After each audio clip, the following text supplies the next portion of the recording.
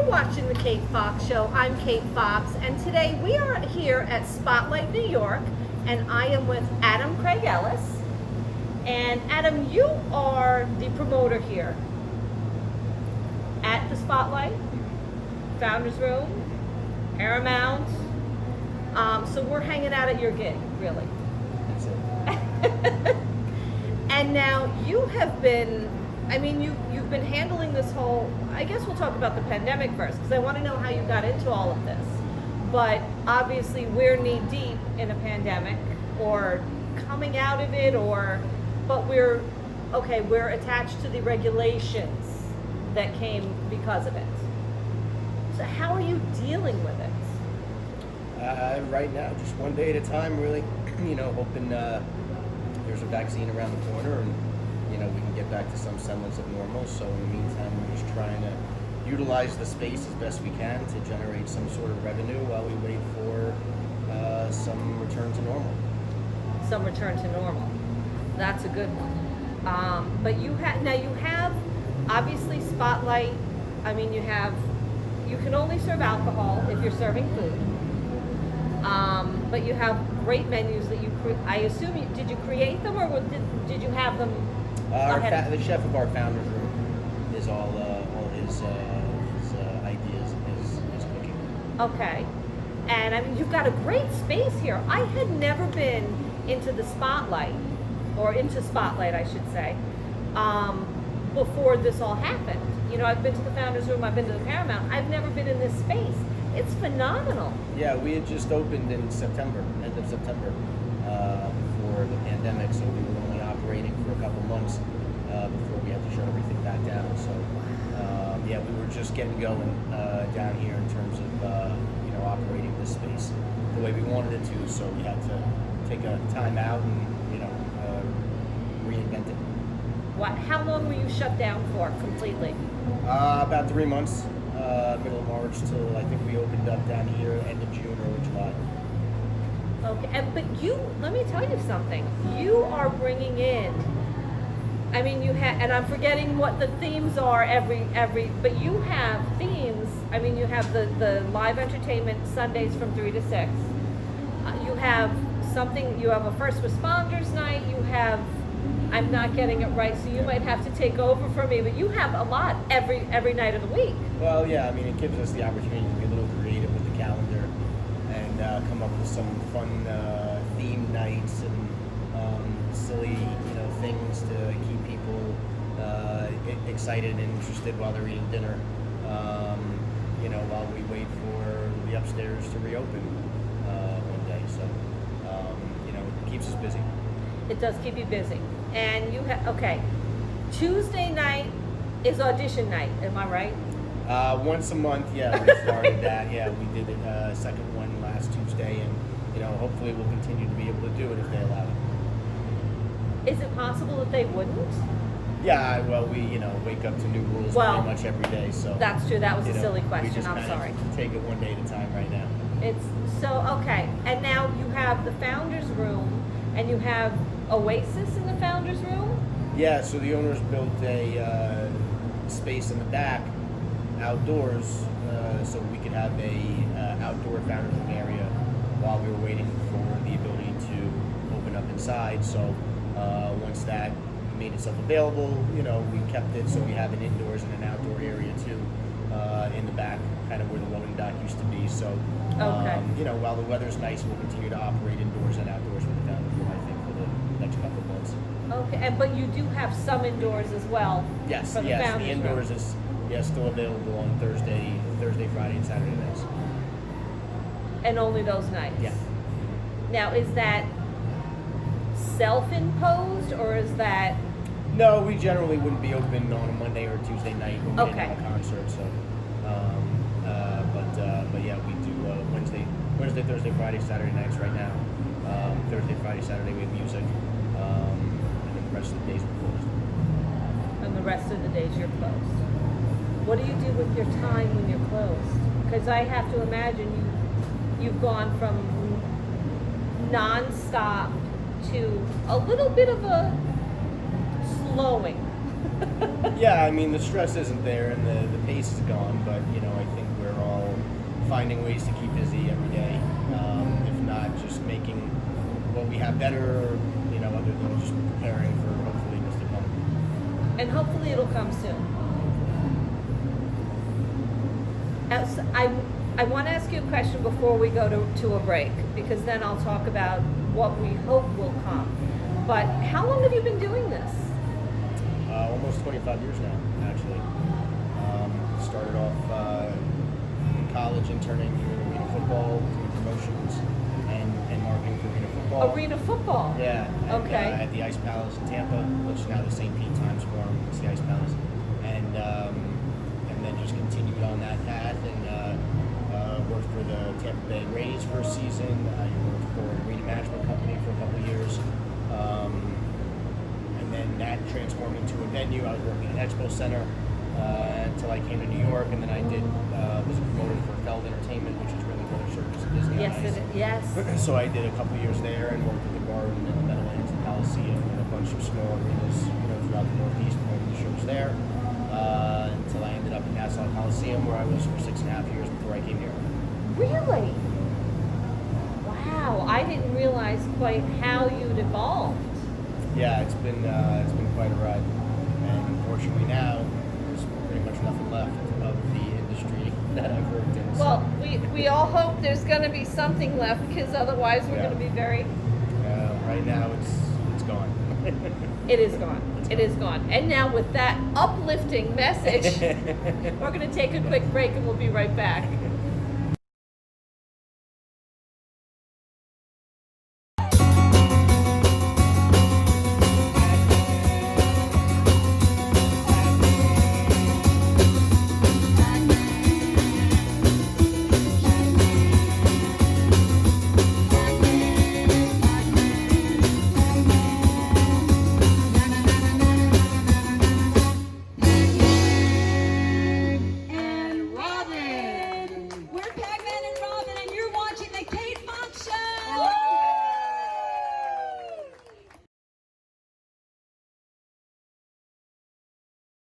And we're back.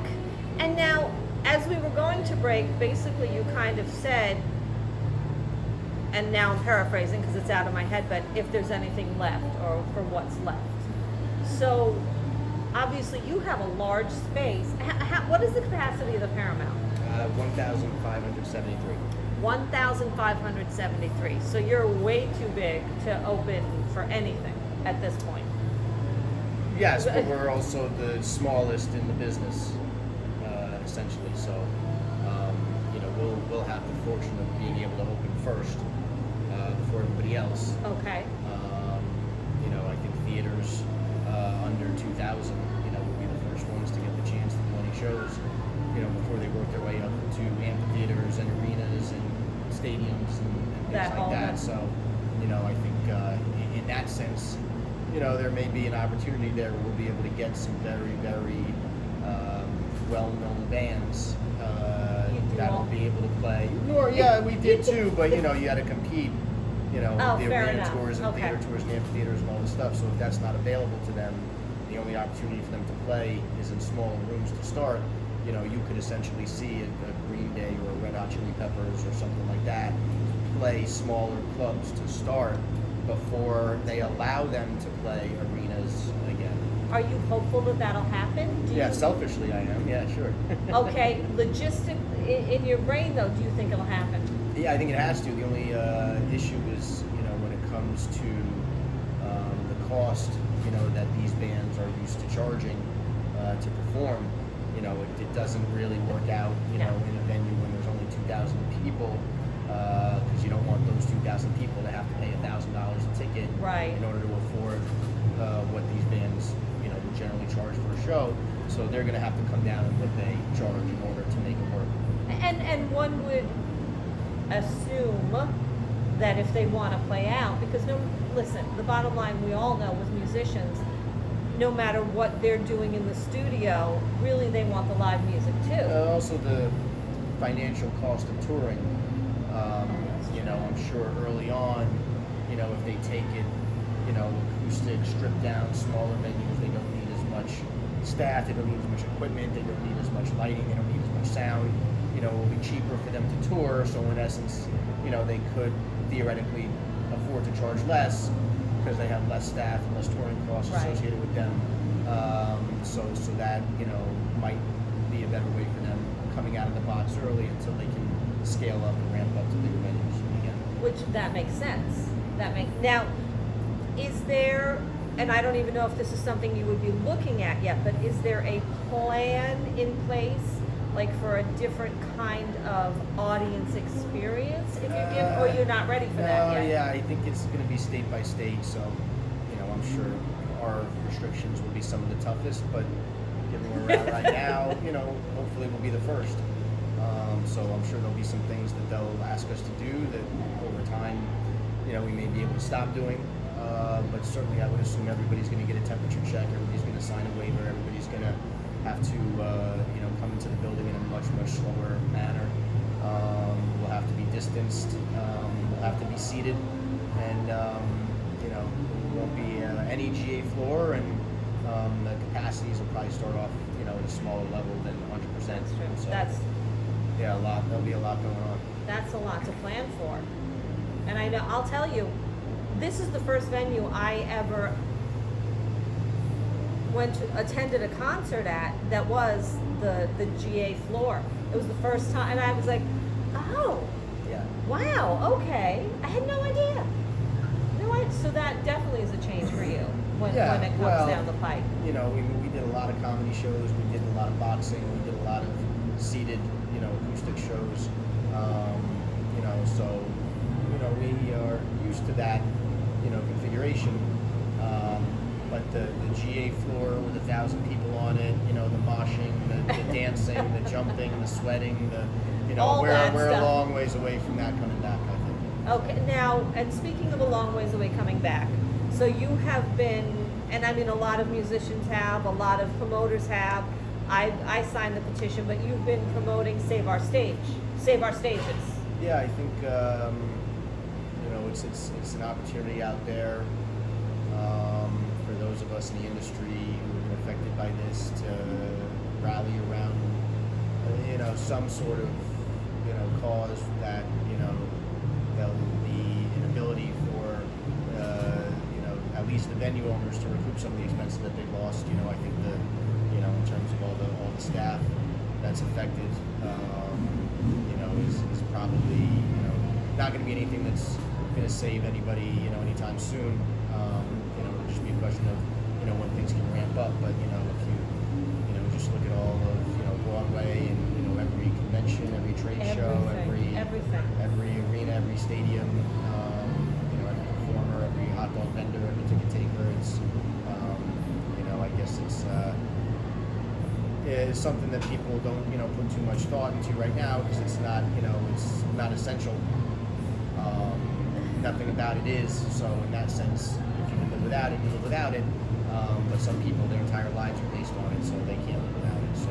And that's what's happening because, of course, obviously, you and I, well, you probably more than me, but know a ton of people who make their living at this profession. And so, you have an entire portion of the population that can't earn a living, period. And even while I do this for the love, it's affected me as well. I don't earn a paycheck necessarily from doing this. If I get something, a sponsor, whatever, that's great, but this isn't my livelihood, but it's affected me, and photographers, busboys, everything. And I don't think people realize it's not just the musicians or, I think maybe when people think of venues, they think there might be one big man in the room, Right. And he's counting out his money. They don't realize what all is involved with what you do and what your staff does. And it's Save Our Stages is so much bigger, and I'm standing on my soapbox for a minute, but Save Our Stages is so much bigger than a band or a promoter or a venue. Save Our Stages is about the people who might hand you a napkin in the ladies' room. It's about the people who might walk through Shea Stadium selling you a hot dog. It's about the guy who cleans out the bathrooms during intermission. And that's really, it's as important as music is to all of us who are in this industry or involved peripherally. It's about the little people too who can't earn a living because these guys can't earn a living. Yeah, no, they employ a lot of people. Get a job with various, hourly, wages through, all the way from teenagers up to senior citizens. So it's across the board. It really does. It affects every age range and every age group. And that's something people really need to realize because and again, if you're involved in this industry peripherally, even, bartenders, bar backs, which is the same as the busboys, the waiters, the waitresses, ticket takers, whatever. But it's a big industry, and it doesn't affect just him, just me, just the guy taking the tickets that can't work today. And that's really, I think, what we're trying to save now, because a lot of people don't have a livelihood. Yeah, no, it's been very difficult. So hopefully, sooner rather than later, we'll be able to have some timeline of when we can return to normal. Well, I hope so. In the meantime, is there something else you would like us to know about the venue, about you, about what you would like people to think about or do? No, I think really at this point we're just at the mercy of what we're living in right now. So, just trying to, stick with it and, take it one day at a time and, just remain hopeful that, before too long, there'll be an opportunity to get a plan back together for reopening. Because I know the longer this drags out, the harder it's going to be to be able to reopen. So that's really the issue. I think it's only been a few months, so far, and a few more months, might be okay, but any longer than that, it might be, irreparable, the damage. It might be irreparable. When we are hit with things of this nature, adverse things, we need to keep in mind that we have a goal, because we do need to keep people's lives going and people's livelihoods. And when we X out each of these things, we're forgetting that we're affecting a person or more with every single, I'll say, rule. I don't know, because I understand the purpose of them, but I think sometimes they're losing the big picture of moving forward with our lives.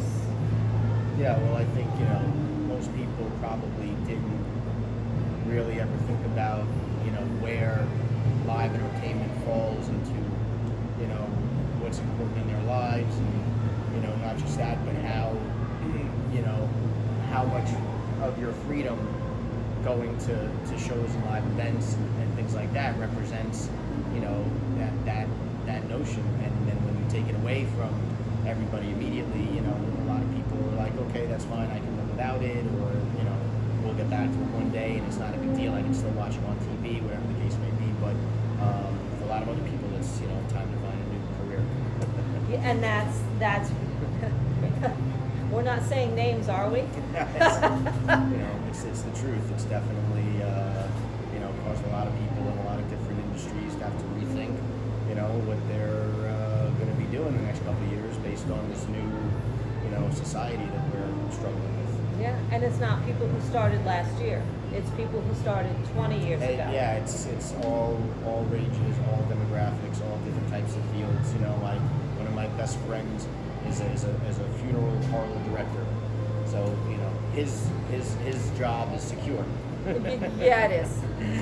He's in a situation where he's been very, very busy, and his business has been great, unfortunately, because people are passing away from this disease, and then other people, like myself, or concert promoters, or, in an industry where, even, in the service industry, where people are working at restaurants and bars, and depending on, people, with disposable income going out and enjoying themselves is gone too. So, yeah, it's affecting a lot of different industries.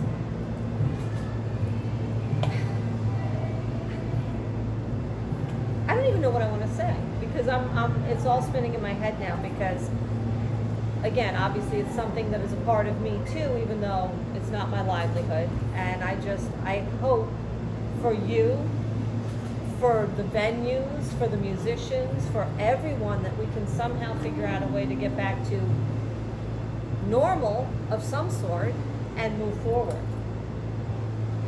That would be nice. Adam Craig Ellis.